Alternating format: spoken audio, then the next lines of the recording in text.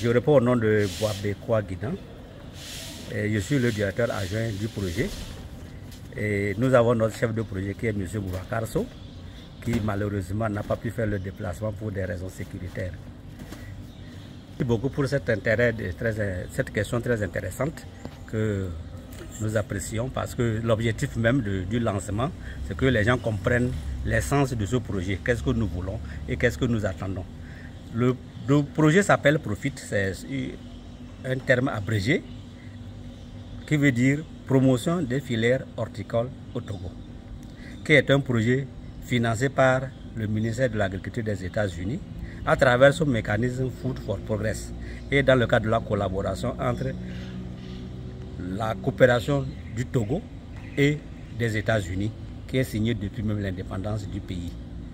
Et aujourd'hui, ce projet est financé par l'intermédiaire de l'ONG Lufren World Relief de Chorus International, que nous abrégeons familièrement LWR, et qui doit mettre en œuvre le projet sur les 4 régions agroécologiques du pays. Le projet d'abord a pour objectif de promouvoir les 3 filières maraîchères, notamment le piment, le gombo et le manioc.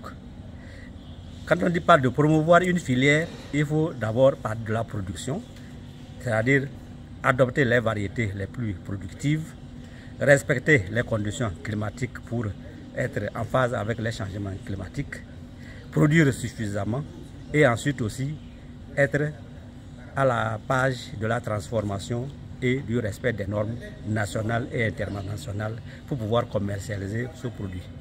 Donc nous visons la production, la transformation, la lutte contre les pertes post-récolte et aussi la commercialisation pour pouvoir assurer le cycle de production des bénéficiaires que nous attendons. Sur l'ensemble du projet, nous estimons que le projet va couvrir 4 régions, comme j'ai dit, qui sont la région de Plateau Ouest, la région de Plateau Est, la région de la Kara et la région de la Savane, pour un total de bénéficiaires estimé à 25 000. 25 000 producteurs et transformateurs et commerçants de ces 3 produits, piment, gombo, manioc, seront encadrés et organisés en coopératives, environ un millier de coopératives qui seront formées et ensuite accompagnées pour avoir leur agrément au niveau de l'État. On aura aussi à mettre en place des institutions, à accompagner des entreprises, des micro-entreprises pour pouvoir renforcer la commercialisation de ces produits et aussi les permettre aussi d'être en règle avec non seulement la réglementation nationale, mais aussi les règles internationales fixées par la CEDEAO et l'Organisation des Nations Unies pour le commerce. Donc il y a tous ces aspects-là qui seront pris en compte pour pouvoir assurer la continuité du projet. Et le projet s'articule autour de 4 activités, notamment une activité qui s'articule autour des formations.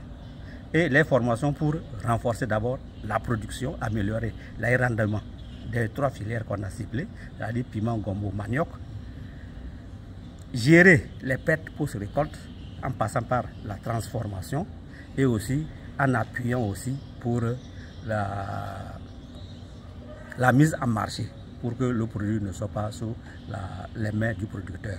La deuxième activité tourne autour de la mise en relation entre les producteurs et les transformateurs avec les unités de consommation qui peuvent être les restaurants, peuvent être des bars, qui peuvent être les commerçants, c'est-à-dire que des organisations de commercialisation au niveau national et international pour assurer d'abord satisfaire le marché local et ensuite exporter au niveau de la région, c'est-à-dire la sous-région ouest africaine et aller au-delà. Surtout avec le contexte de Agua qui permet de transporter les produits artisanaux ou agricoles vers les États-Unis. Ça serait un atout très intéressant. Et la troisième activité, c'est notamment l'appui au ministère de l'Agriculture, c'est-à-dire le gouvernement togolais, pour ses efforts de modernisation de l'agriculture. Et en ce sens, comme au niveau de l'atelier, les gens ont souligné, l'État doit faire aussi un effort pour mettre une politique qui permet de soutenir vraiment les producteurs, les commerçants et les transformateurs de ces trois produits. Donc le projet va accompagner le gouvernement à revoir sa politique et sa stratégie de la production maraîchère et du produit horticole. Quand on dit horticole, ça prend en compte les vivres comme les non-vivres aussi. Donc nous luttons particulièrement pour les vivres. Et la dernière activité qui est vraiment une casse-tête pour le projet, c'est particulièrement l'accès au financement. Sachant très bien qu'aujourd'hui, le secteur agricole est le parent pauvre des financements. Les banques s'en éloignent. Les institutions de microfinance donnent des prêts à durée qui ne peuvent pas